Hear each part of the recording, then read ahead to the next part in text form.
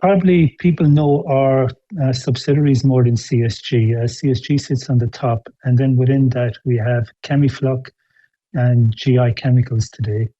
Chemifloc supplies all the chemicals that are used for treating water and wastewater within the municipal sphere. And Ishkeern, of course, would be a very big customer of ours. While GI Chemicals then provides a lot of chemicals that are used in the hygiene space and that are used in dairies, food and beverage, and so on, where we do a lot of cleaning of those processes. And we have our sites here in Shannon, which is the head office. Then we're in Fines in County Limerick, and we also have an operation in the UK. So you mentioned Uisce Éireann there being a client of yours. So we're not just talking about private wastewater systems. This is relating to the public supply as well. Absolutely, 100%.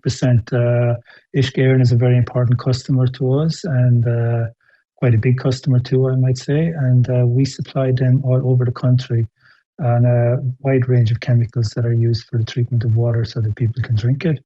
But also, as you can imagine, in public networks, there's a lot of wastewater that needs to be managed before it can be released back into our rivers or lakes or whatever. And we provide all the chemicals that help with that.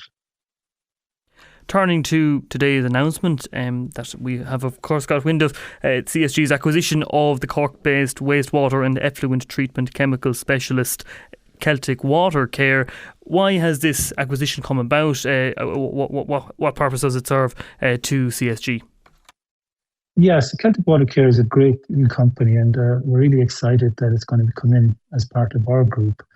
I suppose our interest in it was really Chemifloc provides a very broad range of chemicals, but mainly into the municipal sphere. And then GI Chemical is more in the industrial side of the business, but it's very much in the hygiene and a more narrow product portfolio. What Celtic Water Care really does is it sits in between the both of them. So it has that broad spectrum of products, but that it supplies then to the industrial space. So the likes, again, of dairies, of pharma, of meat processors and so on. All those companies would typically have effluent and wastewater treatment that needs to be managed as it comes out of their process. And Celtic Water Care are really the experts at doing that in the country. So we think it fits very nicely and aligns well with what we're trying to do as we build out our portfolio and really be that all-encompassing supplier. So its services, the operations that it carries out, will that have a direct impact on the experience of people, customers of yours in this region? I'd like to think what it does is it gives us a fuller offer to the market.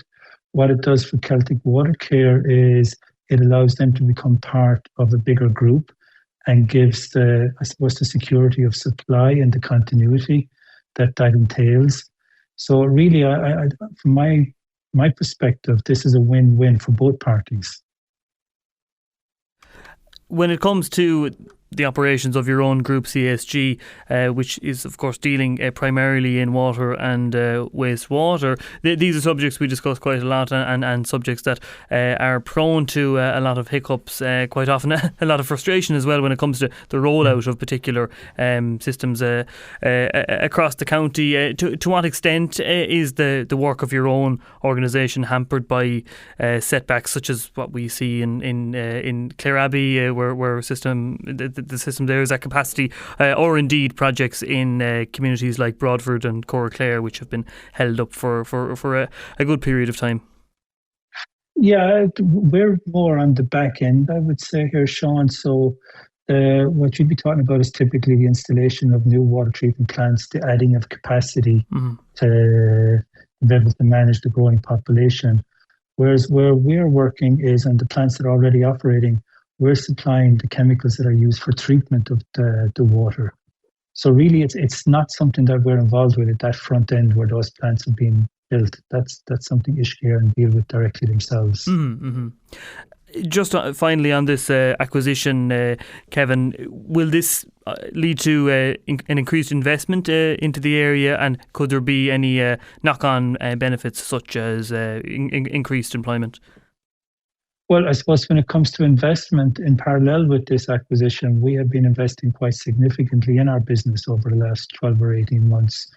both in increasing capacity in our plant here in Shannon, increasing storage facilities in Foynes, and also in the UK. And those investments, I think, are more likely to lead to increased employment in the acquisition, in the context that this acquisition has a full team of people already working with it, and it's our intention to keep working with those people. But the investments we're doing in our own plant is to really meet the growing needs and the increasing population we have in the country. And we see that every year we're increasing our volumes of 3 or 4% just to be able to manage that. And of course, if you compound that over several years, it becomes quite significant.